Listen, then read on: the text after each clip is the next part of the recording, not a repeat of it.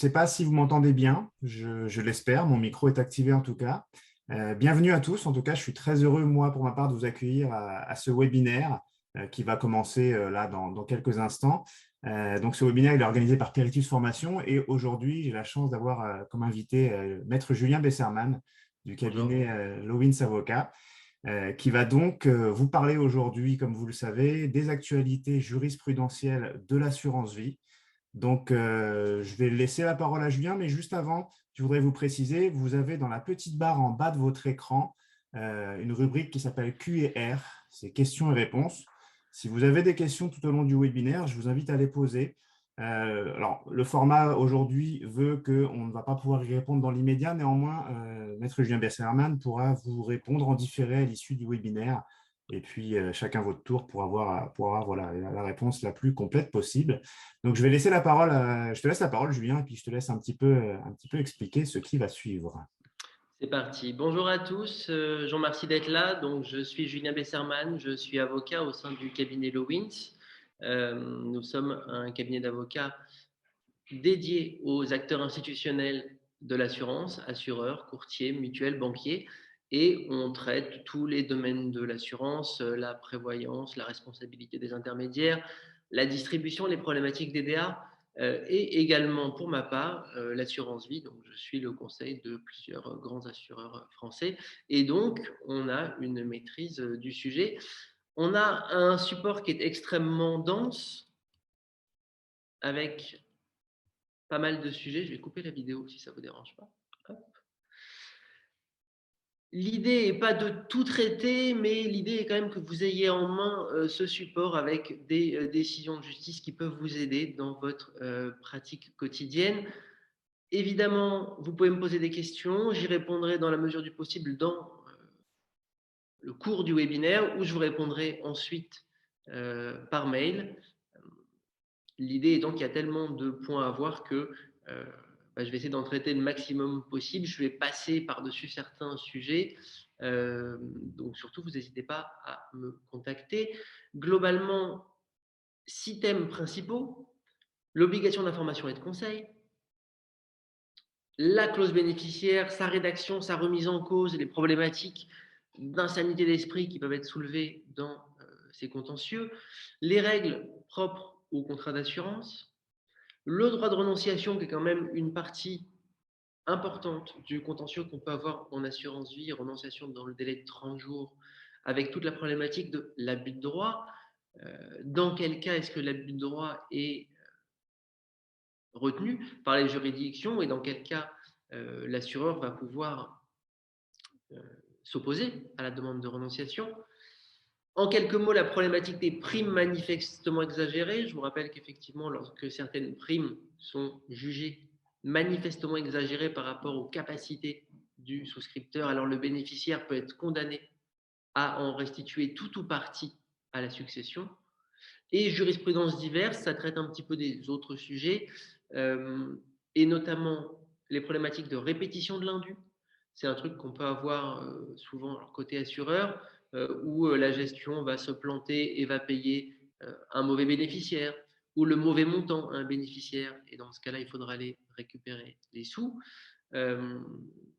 Voilà à peu près ce qu'on va traiter sur ce webinaire de 45 minutes. Il est 11h20, on s'arrête vers midi. Donc, c'est parti. Obligation d'information et de conseil. Premier point intéressant, notamment pour nos amis courtiers, point de départ de la prescription. Point de départ de la prescription de l'action en manquement à l'obligation d'information et de conseil. Cette action se résume en une perte de chance, parce qu'en fait, qu'est-ce que dit le client? Il dit, si vous m'aviez mieux informé, alors j'aurais souscrit un contrat dans des conditions différentes, ou j'aurais pas souscrit le contrat. Et comme on n'est jamais sûr que s'il avait eu l'information, eh bien le client aurait fait autre chose, c'est une perte de chance, son préjudice est un pourcentage. Quel est le point de départ de l'action de la prescription? Eh bien le plus souvent, c'est la date de souscription du contrat. Si vous m'aviez informé correctement au moment de la souscription, alors j'aurais eu connaissance du fait que le contrat variait à la hausse ou à la baisse, et donc je n'aurais pas souscrit. Donc, action qui a une durée de 5 ans à compter de la souscription. Mais également, autre point de départ possible, la réception de l'avis de situation annuel de contrat d'assurance vie qui fait apparaître une moins-value. Évidemment, dès lors qu'il a reçu ce courrier, eh bien, le client ne peut pas contester qu'il savait que ses capitaux étaient soumis à l'évolution à la hausse ou à la baisse des marchés financiers. La seule problématique, c'est celle de la démonstration du fait qu'on a bien versé au débat, qu'on a bien communiqué au client, qu'on a bien adressé au client cet avis de situation qui n'est pas toujours envoyé en courrier recommandé. Donc, point de départ, la souscription du contrat ou l'avis de situation.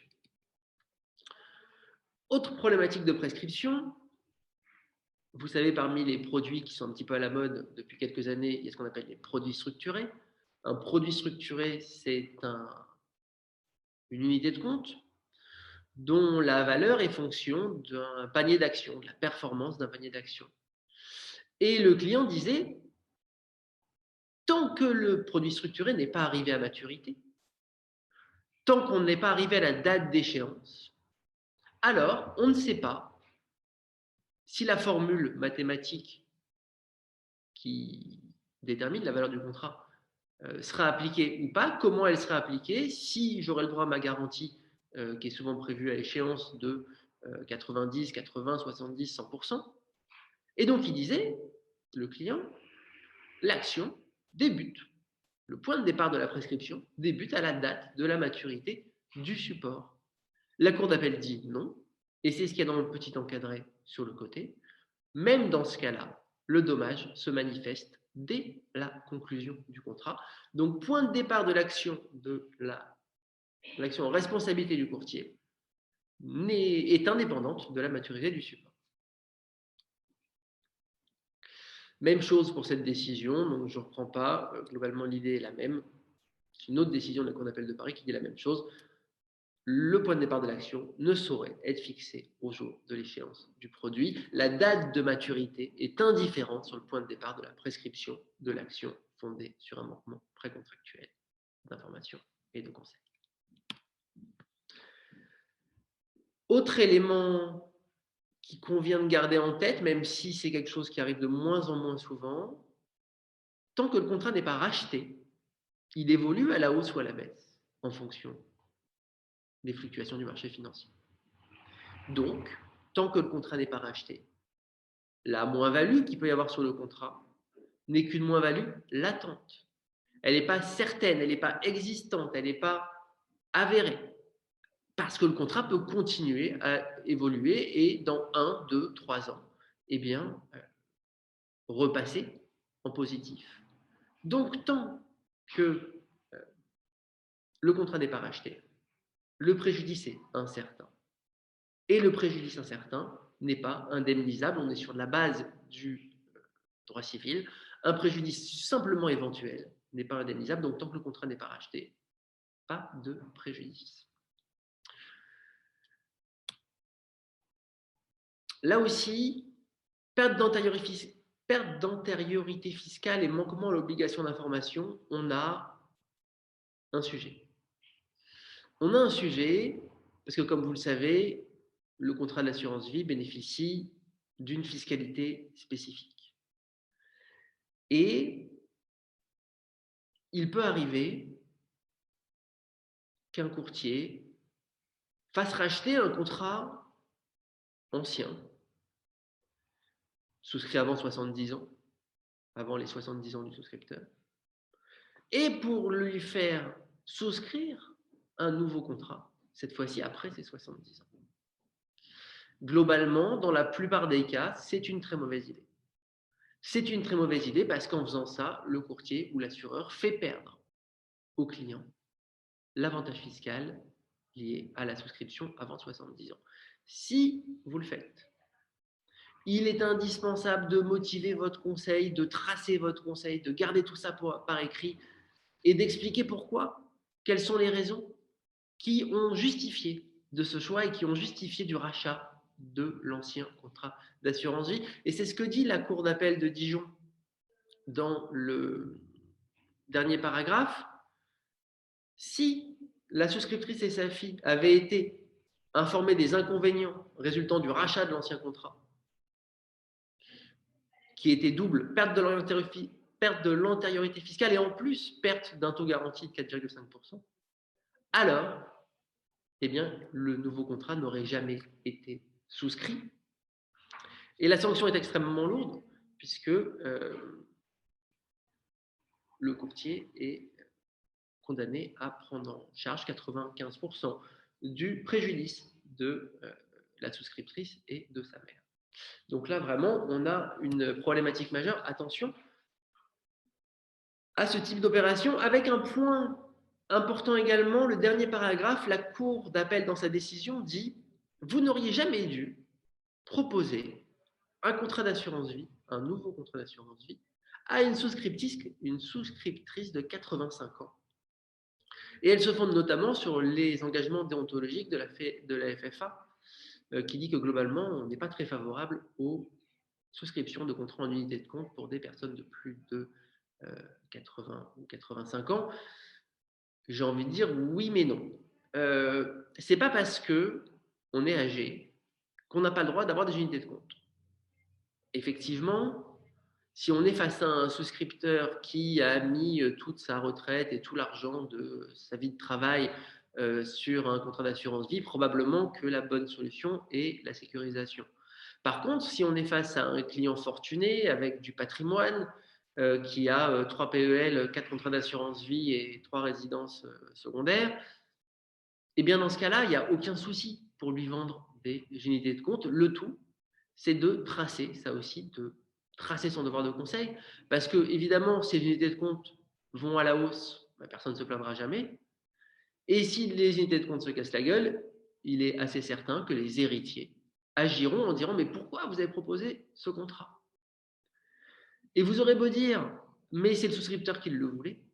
Si ce n'est pas tracé par écrit dans un document, eh bien, il sera difficile de démontrer cela, tant il est ancré, j'allais dire culturellement, mais aussi dans la tête des magistrats, tant il est ancré qu'une personne de plus de 80 ans ne peut pas prendre de risques.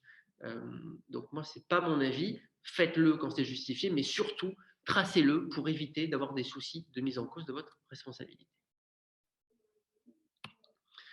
Clause bénéficiaire, élément aussi intéressant pour les courtiers et les assureurs. On est sur une clause classique d'une souscriptrice qui a 2 fils, dont un est prédécédé. Or, il semblerait que la volonté de la souscriptrice, c'était de gratifier son fils et les enfants du fils prédécédé. Ce n'est pas le cas, puisque quand on applique la clause telle qu'elle est rédigée, à défaut, les enfants, il n'y a plus qu'un enfant, donc du coup, on paye tout à l'enfant qui reste. Et les petits-enfants, les enfants du fils prédécédé, ne touchent rien. Et donc, ils assignent. Ils assignent en disant « Vous avez manqué à votre obligation d'information et de conseil lors de la rédaction de la clause bénéficiaire. » Et ça, c'est important. Le devoir de conseil, je le rappelle, c'est à la souscription, c'est en cours de contrat, c'est au moment du sinistre, c'est tout au long de la vie du contrat, ce n'est pas simplement lors de la souscription. Rappelons que la CPR dit « Actualisation du devoir de conseil à toute modification significative du contrat ». À charge pour vous de définir ce qui est une modification significative ou pas. Mais il est impératif de ne pas partir du principe que moi j'ai fait mon devoir de conseil à la souscription, j'ai fait mon boulot. Parenthèse refermée, on reprend le cas des enfants de Monsieur Y qui disent « Mais attendez, la volonté de mamie, c'était de me désigner bénéficiaire », eh bien, ils vont gagner. Parce qu'il appartient au courtier de rappeler qu'en assurance, la représentation automatique n'est pas, la représentation d'un bénéficiaire n'est pas automatique. Si la représentation n'est pas expresse, les enfants du fils prédécédé n'ont le droit à rien. Donc, une remarque pour les courtiers, tracez-le que vous avez donné ce conseil. Et une remarque pour les assureurs, dans vos conditions générales, ajoutez une petite clause qui rappelle que les règles de dévolution successorale ne s'appliquent pas et qu'à défaut de représentation expresse, eh ben, il n'y aura pas de représentation. Ça permettra à l'assureur de se défendre si jamais le courtier n'a pas correctement fait son boulot. La sanction est lourde parce que là, on est aussi à 95% du capital. Donc, attention à ces règles de dévolution successorale. Recours contre le changement de bénéficiaire par le tuteur, on va passer. C'est une ligne qui rappelle, c'est une décision qui rappelle un article du Code civil qui dit que seules certaines personnes peuvent mettre en cause la responsabilité ou le bien fondé d'une décision du tuteur. Et la concubine, ça n'est possible que si elle est concubine, toujours concubine au moment où elle agit. Paiement de bonne foi, là aussi on est face à un cas qui arrive souvent. L'assureur verse le capital au bénéficiaire, d'autres gens arrivent et disent « Ah mais non, l'argent était pour moi. Donc je demande à l'assureur de me payer, moi, une deuxième fois. » Et la cour d'appel dit non. Dès lors qu'il n'y avait aucune mesure de protection juridique, aucune mesure de sauvegarde, aucune mesure de tutelle, et que l'assureur n'avait en main aucun élément qui lui permettait de remettre en cause la clause bénéficiaire, eh bien, quand il a payé le bénéficiaire désigné, il était de bonne foi. Le paiement de bonne foi exonère l'assureur de toute responsabilité. La bénéficiaire, la personne qui revendique le bénéfice du capital, ne va pas donc demander à l'assureur de payer une deuxième fois, va diriger son action contre les bénéficiaires qui ont touché les sous, parce que là, il n'y a pas de faute de l'assureur. Ça, on va passer. Même problématique lorsque une action en justice est lancée. Ça arrive, une action en justice est lancée alors que les fonds, les capitaux d'essai n'ont pas encore été versés aux bénéficiaires. Donc l'assureur dit non, je ne paye pas. Parce que la décision, parce que l'instance en cours, la procédure en cours, fait obstacle à ce que je paye. Parce qu'on a agi en nullité, en dol, en insanité d'esprit, en abus de faiblesse, et moi, assureur, je ne vais pas payer, alors que je sais qu'il y a une procédure en cours. Le plus souvent, ça fonctionne. Le plus souvent, ça fonctionne, et les juridictions disent l'instance en cours fait obstacle au paiement. Donc, aucun intérêt de retard n'est dû à personne. L'assureur ne pouvait pas payer. Dans ce cas-là, ce n'est pas ce qui se passe. L'action qui était en cours était une action en réintégration des primes manifestement exagérées. Et donc, la Cour d'appel a dit, en fait, dans cette espèce, en réalité, la clause bénéficiaire n'était pas réellement mise en cause. Ce qui pouvait se passer, c'était que la belle-mère qui a touché les sous soit condamnée à restituer une partie des sommes à la succession. Mais ça ne touche pas l'assureur. Donc, dans ces conditions, l'action en justice n'avait pas pour effet de bloquer le règlement des capitaux d'essai. Ça se tient juridiquement. En pratique, c'est un peu lourd parce qu'effectivement, dès lors qu'on est assigné, c'est compliqué quand on est assureur de dire non, bah, c'est bon, je vais payer quand même parce que l'action est sans conséquence sur le règlement. On ne sait pas comment ça roule, une action judiciaire. Si les demandes ne vont pas changer en cours, c'est un petit peu, j'allais dire, abusif comme décision. Un autre exemple de ce qu'on disait tout à l'heure, c'est un exemple dans lequel, pour le coup, la Cour d'appel valide la suspension réalisée par l'assureur. Il est indiqué, dans le paragraphe en bas en gras, l'action en justice qui vise à contester la validité de changement de la clause bénéficiaire ne permet pas à l'assureur de pouvoir se libérer de bonne foi. Du coup, c'est tout à fait légitimement que l'assureur ne paye pas. Contrat, un mot pour vous rappeler d'une décision de janvier 2021 que la renonciation à la succession ne vaut pas renonciation au bénéfice d'un contrat d'assurance vie. C'est des choses qui sont indépendantes. Pourquoi? Notamment parce que le code des assurances prévoit que l'assurance vie est hors succession. Donc, je peux tout à fait renoncer à la succession sans renoncer au bénéfice d'un contrat d'assurance vie.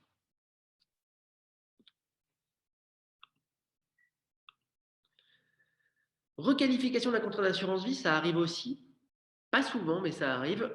Je vous rappelle que le contrat d'assurance vie bénéficie d'un régime favorable, notamment fiscal, et que ce régime ne s'applique qu'à la condition qu'il existe un aléa. Un aléa à défaut duquel on n'est plus sur un contrat d'assurance vie, mais sur une donation déguisée. Et là, on a des héritiers qui remettent en cause, ou plutôt l'administration fiscale, pardon, qui remettent en cause une donation. Et la Cour dit, le souscripteur avait une petite retraite, il avait 74 ans. Moi, ça me paraît léger pour caractériser l'absence d'aléa et la volonté de se dépouiller de manière irrévocable, parce que c'est ça le critère de requalification en donation. Mais par contre, quand on lit la décision, on voit bien que la volonté du souscripteur est confirmée par les termes du testament. Donc, je ne sais pas comment c'était rédigé, on ne le dit pas. Mais si le testament est extrêmement clair et fait apparaître la volonté de donner et la volonté de se dépouiller de manière irrévocable, eh bien, ça peut être qualifié de donation déguisée. Ce n'est pas le cas le plus courant. Le cas le plus courant, c'est quand même globalement de la personne qui souscrit un contrat d'assurance vie sur son lit de mort, sachant condamné. Et dans ce cas-là, effectivement,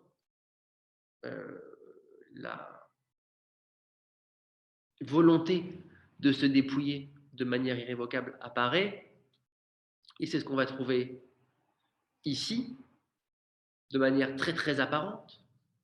Une femme qui souscrit un contrat à 76 ans, qui ne touche pas à son contrat, puis qui fait 2 versements de 750 000 € à 101 ans et décède 6 mois plus tard. Évidemment, l'administration fiscale râle, dit « vous vous moquez du monde, requalification ». Pourquoi? 1, parce que d'abord, les 2 primes sont immenses alors que pas 1 euro avait été versé pendant 25 ans. 2, aucune utilité pour le souscripteur, rentabilité faible. 3, et surtout, âge de la souscriptrice. 101 ans lors du versement des primes alors qu'elle n'y a pas touché pendant 25 ans, globalement, on est quand même plus proche d'une donation que d'un contrat d'assurance vie aléatoire, plus caractère illusoire du rachat. Évidemment, à son âge, la probabilité qu'elle ait besoin de faire des rachats est extrêmement faible. Donc, requalification et donc perte du régime fiscal favorable du contrat d'assurance. Celui-là, vous l'avez peut-être vu passer, ça fait un peu de bruit. Décision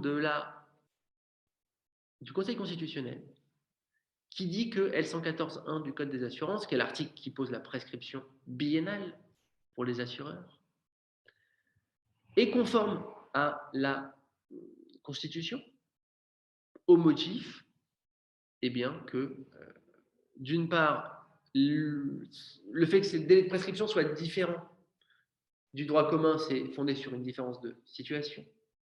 Et aussi que ce délai de 2 ans s'applique tant aux assurés qu'aux assureurs, de sorte qu'il n'y a aucune différence entre les parties. Donc,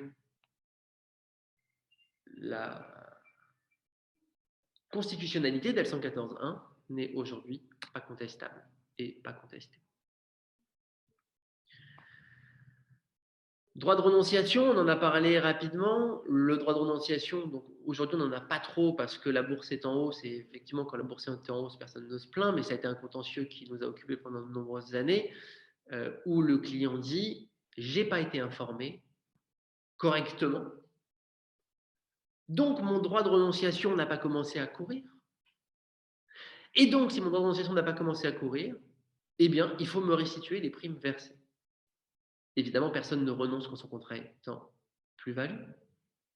Mais par contre, quand le contrat est en moins-value, j'ai perdu 10, 20, 50%, je viens dire « j'ai pas été informé » et l'assureur est condamné à restituer les primes. C'est un contentieux extrêmement formaliste où il faut bien que dans les documents remis au client, il y ait toutes les informations visées par la réglementation. À noter cette décision qui est contestable, qui dit que la note d'information doit aussi mentionner ce que le contrat ne contient pas. Et notamment, il doit mentionner qu'il n'y a pas de taux d'intérêt garanti, pas de garantie de fidélité, pas de valeur de réduction. Et si ce n'est pas le cas, eh bien, le souscripteur est libre de renoncer. Donc, c'est une décision lourde de conséquences parce qu'elle implique de modifier pour les assureurs le contenu de ces conditions générales pour ne pas s'exposer à ce risque de renonciation. Une décision importante qui dit que l'ordre des mentions prévues par A132.5.1 à A132.5 du Code des assurances doit être respecté. Je passe parce que c'est très basique. L'article indique qu'il faut donner les informations dans un certain ordre, à charge pour l'assureur de respecter cet ordre. Toujours en termes de renonciation, il est possible aujourd'hui pour l'assureur de démontrer que le client abuse de son droit. C'est-à-dire qu'il savait très bien ce qu'il faisait au moment où il souscrit son contrat d'assurance vie, et donc il profite d'une interprétation formaliste des textes pour faire supporter par l'assureur les conséquences de son investissement et sa moins-value. Alors ça a été une avancée parce que pendant 10 ans, il n'y avait aucune possibilité pour l'assureur de démontrer la mauvaise foi du client. Ça a changé il y a quelques années, mais l'ouverture de la Cour de cassation est très fine parce que dans la plupart des cas, le tribunal ou la Cour ne va pas faire droit à la demande de renonciation. Ils appliquent très strictement l'abus de droit et notamment en disant que l'assureur ne démontre pas qu'il y a une vraie expérience en matière d'assurance vie, que la profession du souscripteur est globalement indépendant de son droit à renoncer, que le fait qu'elle soit assistée ou pas d'un conseiller, c'est la même chose, par le fait qu'elle a attendu 12 ans avant de se plaindre, ne permettait pas non plus de déduire que l'exercice était abusif. Bon, on est vraiment sur des cas dans lesquels la renonciation est acceptée quasi systématiquement et l'abus de droit est quasi systématiquement rejeté, de sorte que l'assureur, le plus souvent, est condamné à restituer les sommes versées. Notons quand même une décision du tribunal judiciaire de Nanterre qui va dans le bon sens. Pour les assureurs, vous comprendrez que je suis avocat d'assureur, donc pour moi, elle va dans le bon sens. Et qui dit, oui, le client peut renoncer, mais là, il y a abus. Il y a abus parce qu'il est démontré qu'il avait les informations essentielles pour lui permettre de comprendre son contrat, qu'il avait été destinataire d'une documentation claire, qu'il avait choisi, souscrit, exécuté et maintenu son contrat pendant 6 ans sans jamais se plaindre, et que, en plus, dans les circonstances de fait, le souscripteur a attendu un laps de temps suffisant pour apprécier la rentabilité du produit en se prévalant de manquements qui, pour la plupart, sont avérés, avec un courrier de plusieurs pages stéréotypé. En fait, qu'est-ce qu'elle a fait la Cour? Elle a pris les éléments concrets de la situation et on dit, bon, là, pour le coup, ça passe pas. Là, pour le coup, il y a abus. Moi, je sais que j'ai eu à traiter des cas où on avait des patrons du CAC 40 qui avaient 20 millions, 30 millions sur leur contrat et qui sont venus dire « je renonce parce que je n'ai pas été informé et que je n'ai pas bien compris mon contrat », alors qu'il y a 3 fiscalistes, 4 courtiers et 6 conseillers en investissement. Ça ne passe plus. Ces cas-là ne passent plus. Et ils ne le tentent même plus. Par contre, effectivement, pour des cas plus discutables, des commerçants, même des chefs d'entreprise qui ne sont pas des grands spécialistes, globalement, la renonciation passe. Quelques mots sur les primes manifestement exagérées. On l'a vu, un souscripteur va mettre les sous sur un contrat d'assurance vie, va finalement avoir pour volonté de d'avantager, de suravantager un de ses héritiers, un de ses enfants ou un bénéficiaire tiers et va vider la succession de toute sa consistance. Eh bien, le Code des assurances s'oppose à ça. On ne peut pas déshériter, on ne peut pas se servir du contrat d'assurance vie pour déshériter un héritier.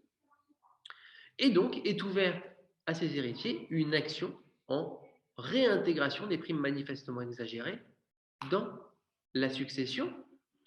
Et on retrouve ici les critères classiques qui vont permettre de réaliser ce report à la succession.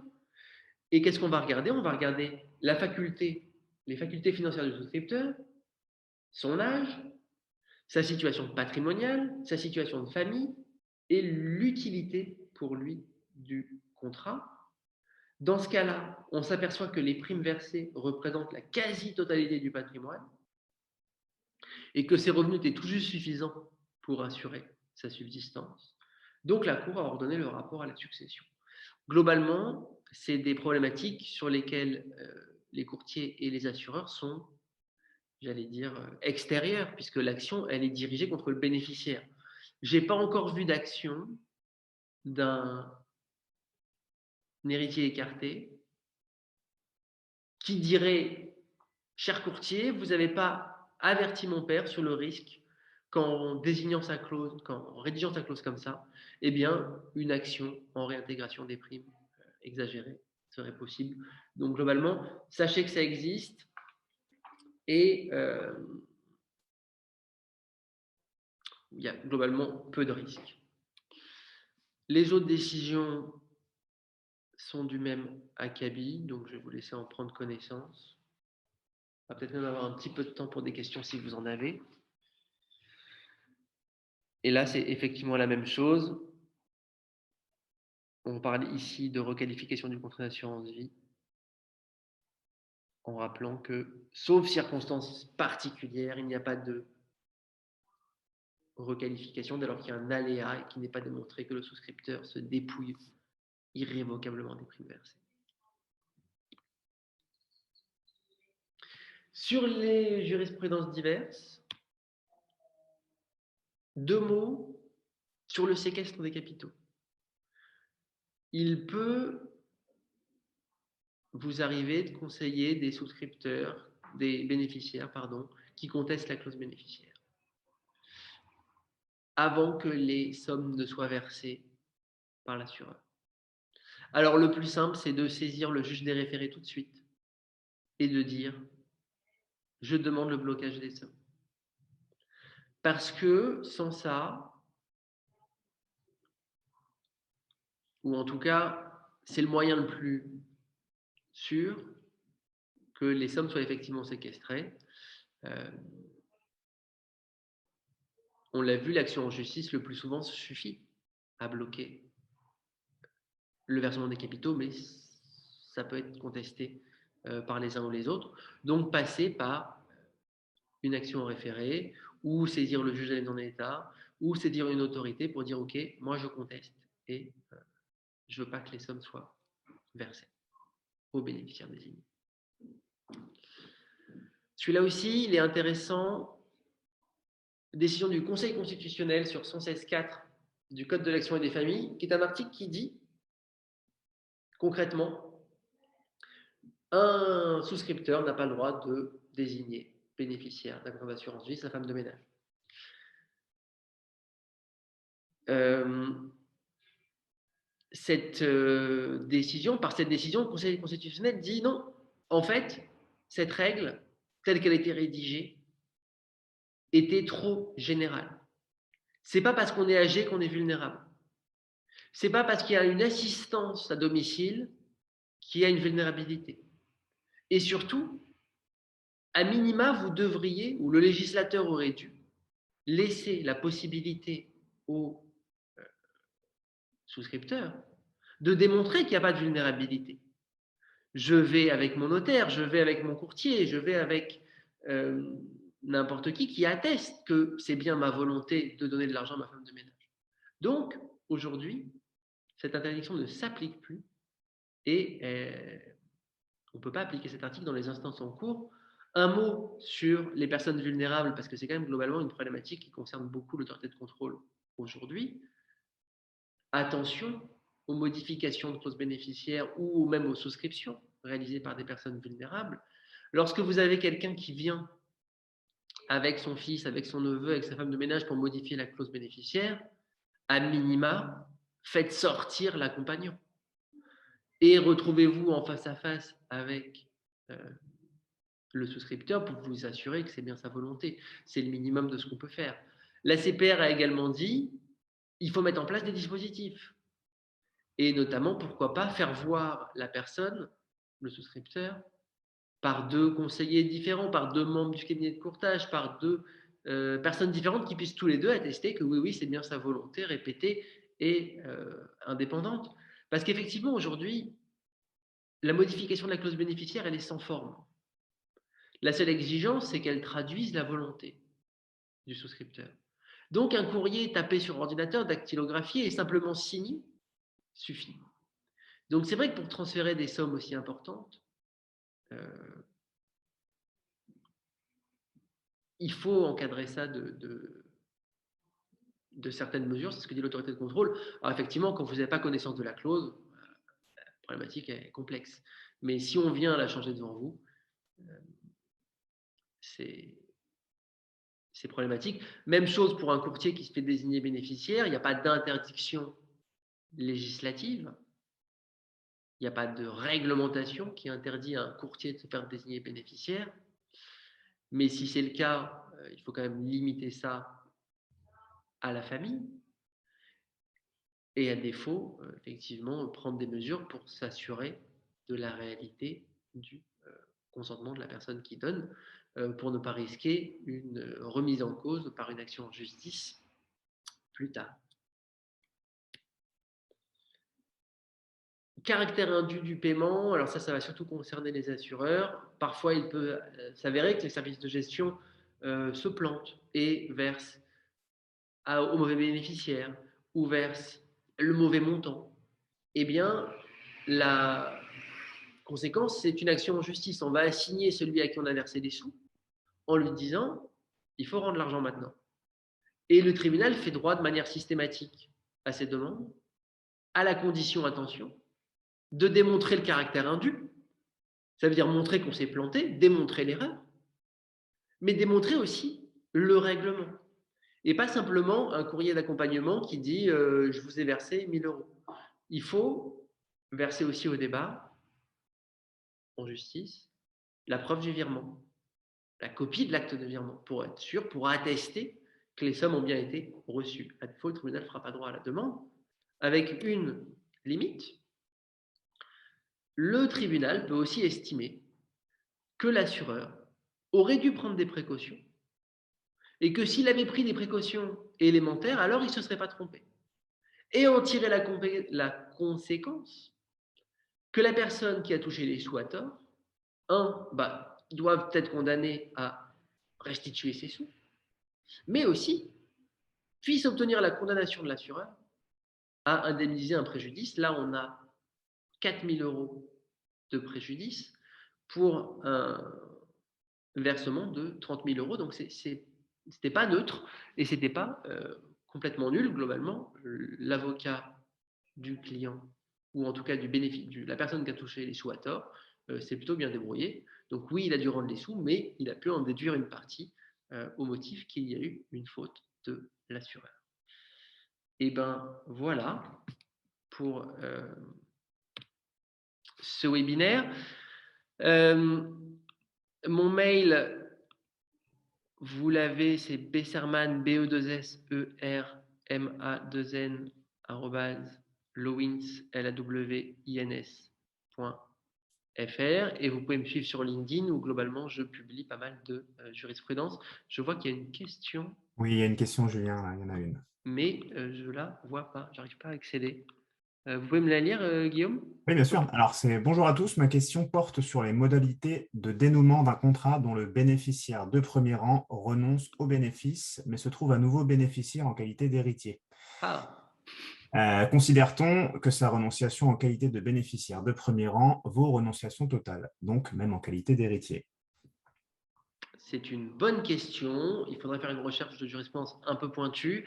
Euh, L'idée, ce serait de dire je renonce à ma qualité. Non, bah, il faut. Alors, comme ça, hein, sans avoir traité le sujet, je pense qu'on ne peut pas considérer que sa renonciation. La renonciation à un droit, ça doit être express. Euh, et ça va dépendre comment il rédige sa renonciation, à mon avis. S'il rédige sa renonciation en disant je renonce au bénéfice du contrat d'assurance vie, on peut estimer que c'est une renonciation totale. S'il dit je renonce au bénéfice de premier rang, dans ce cas-là, ça serait limité. Je pense que si c'est possible, il faut prendre contact avec la personne en lui demandant ce qu'il veut, en lui demandant l'étendue de sa renonciation. Et comme ça, je vous dis, sans avoir fait de recherche, ça ne me paraît pas délirant qu'il puisse dire je renonce à titre de bénéficiaire de premier rang, mais je touche quand même au titre d'héritier parce que j'ai envie que le partage soit équitable, égal avec les autres héritiers. Néanmoins, quid de l'impact fiscal? Dans ce cas-là, il y a probablement plus d'impôts à payer. Non, c'est pas sûr. Attention à se couvrir, qu'on ne vienne pas attaquer l'assureur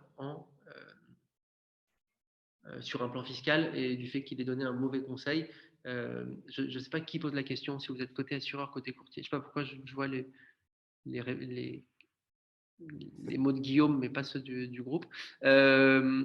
Ouais, attention quand même pour ce genre de truc, il faut se couvrir en expliquant que votre rôle à vous, c'est pas le conseil fiscal et que dans ce cas-là, il faut prendre un conseil extérieur. La question était anonyme, j'ai pas, enfin, Ah ok, il n'y a pas eu l'identifiant de la personne, donc pas je de ne souci. pourrais pas dire. Ok, bah écoutez, si c'est bon pour vous, on va s'arrêter là. Écoutez, moi en tout cas, alors Julien, je tiens à te remercier déjà de ta présence. Et puis je tiens aussi à vous remercier tous d'avoir pu participer, en tout cas à assister à ce webinaire. Pour ceux qui n'ont pas pu être là ou pour ceux qui voudraient le revisionner, on vous enverra le lien pour le replay pour que vous puissiez le revisionner. Si vous avez des questions, vous recevrez un mail normalement en fin de journée ou demain avec un contact vers lequel vous pourrez envoyer vos questions. On les transférera à Maître Julien Besserman. Et puis, bah, écoutez, on vous donne nous rendez-vous le mois prochain pour ceux qui souhaiteront assister à un autre webinaire sur un autre sujet. À bientôt. Bonne fin de journée à tous et bon Au appétit. revoir.